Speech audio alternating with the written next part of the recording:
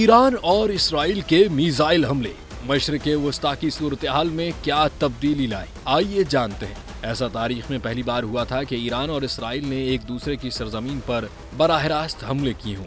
और अगर सोचा जाए तो ईरान और इसराइल एक बराह रास्त जंग के करीब पहुंच चुके थे। लेकिन माहिरीन के ख्याल में अब ईरान और इसराइल ने ये सबक सीख लिया है कि कशीदगी बढ़ाने का कोई फायदा नहीं। इस तमाम सूरत हाल में मशरिक़ वस्ता के ममालिक ने क्या हिकमत अमली अपनाई, इस बारे में माहिरीन का कहना है कि ईरान के हमले की पेशगी इत्तला के बाद मशरिक़ वस्ता के चंद ममालिक ने, जिनमें सऊदी अरब और उर्दन शामिल हैं, उन्होंने खित्ते में जंग बढ़ने के खतरे को रोकने के लिए इसराइल का साथ दिया। ये भी समझा जाता है कि सऊदी अरब ने अमेरिका को कुछ मालूमात दी और यमन में ईरान के हामी ग्रोहों की तरफ से किसी भी मुमकिन खतरे की निगरानी की, जबकि दूसरी जानिब उर्दन की तरफ से यह एतराफ़ किया गया है कि उन्होंने अपने दिफा और खुद मुख्तारी का तहफ़्फ़ुज़ करने के लिए ईरानी ड्रोन मार गिराए थे।